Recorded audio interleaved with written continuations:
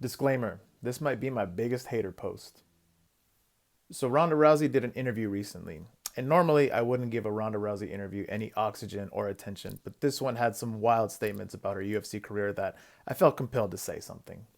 Now, credit where credit is due, this interview is with the Not Alone podcast with Valeria Lipovetsky. Let's hear what some of this stuff is all about.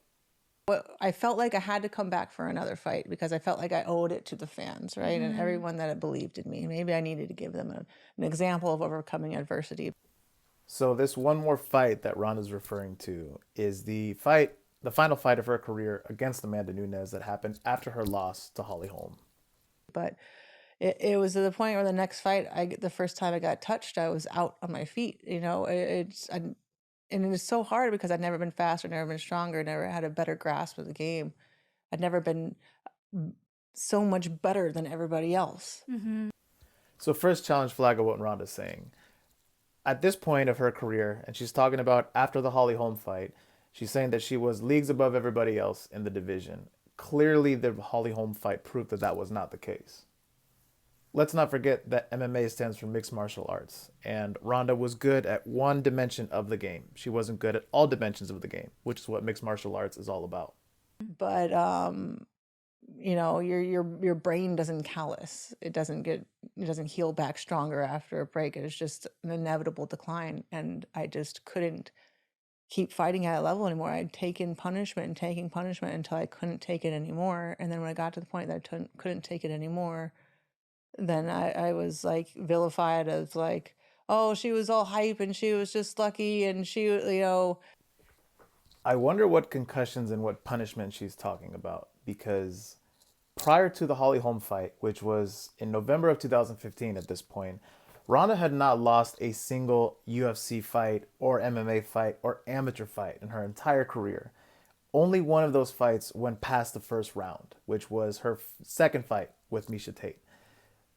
So, unless this happened during sparring, I don't know what punishment Ronda could be referring to. I think it's interesting that she mentions this, especially so many years later after the Holly Holm fight. I don't doubt she was concussed during that Holly Holm fight. That part is true. But to say that there's been repeated trauma, that's an interesting claim by her.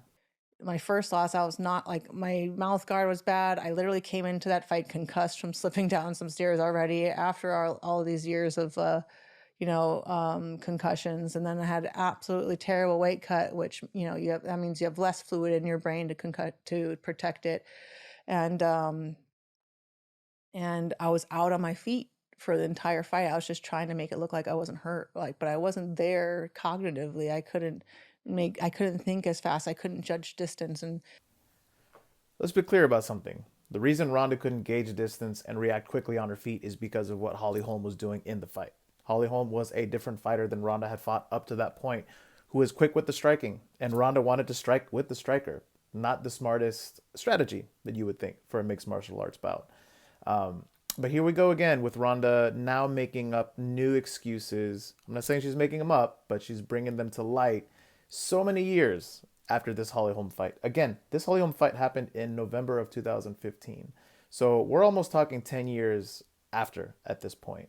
And at first, her excuse was the bad weight cut, having distractions from doing so many media obligations, acting in movies. So now, 9 years later, now we're talking about concussions that she sustained over time, which again, not sure when that might have happened, maybe in training. She's talking about having a concussion from slipping down some stairs. This was never brought up before. And now not giving Holly Holm the proper credit for what she brought to the table in this mixed martial arts bout. and just from that one fight, everybody felt like, oh, she's a fraud. And I know that like I'm the greatest fighter that has ever lived, but Okay, so being the greatest fighter that has ever lived is a very, very bold claim.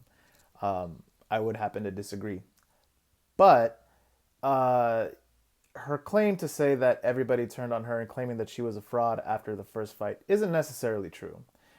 It was really her reaction to everything that happened after the fight. And again, her inability to give credit to where credit was due.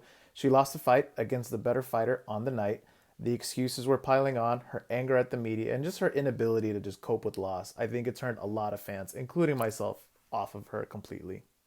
When it got to a point where I'd just taken so much neurological damage that I couldn't take it anymore, suddenly everything that I accomplished meant nothing. And So by the time we get to the Amanda Nunes fight, I don't disagree that Ronda was probably damaged goods. But I think she's blaming the wrong thing here. Again, I'm not in her camp. I'm not a coach. I don't really know the ins and outs of Ronda Rousey's training situation. But just on sheer optics, she came back. She was talking a big game. She looked in phenomenal shape, but she just didn't perform, and she was out on her feet. Amanda Nunes was lighting her up. And then we also had another situation where Ronda went radio silent on the media, on her fans, placing the blame game, not giving Amanda the credit that she was due. When we saw Amanda beat Misha Tate, Ronda's rival, Misha gave all the credit in the world and claimed that Amanda was better than her and that she was the rightful champion. We never got that admission from Ronda. so then after that second fight, and I saw how all these people that was coming back to fight for had suddenly turned against me, all of my appreciation for them turned into resentment. And I just didn't want to have anything to do for them with them anymore. I didn't want to do anything for them anymore because I gave them everything that I had, and they hated me for not being able to give them more. I think in fighting, all of the greats have had losses. Very few escape the fight game without any losses altogether. We can count on one hand how many fighters end up with a perfect record. And even the ones that don't end up with a perfect record, we still love them based on how they interact with fans, the respect that they give to the fighters that beat them, coming back from adversity, never giving up, never quitting, and how they handle themselves in the public eye and public scrutiny. This is not Ronda Rousey's forte. Now, all fighters are somewhat, if not 100% delusional when it comes to their capabilities while they're fighting. That's never been in question. We know that about our fighting favorites. But Ronda is on another level. Ronda continues to prove that she is just incapable of handling loss and will continue and stop at no ends to justify her delusions with the excuses that she continues to pile on. What I also find pretty wild is that she refuses to say the names of Holly Holm and Amanda Nunes, the only two losses on her record. I think that's a pretty clear sign that she is just incapable of handling any kind of loss.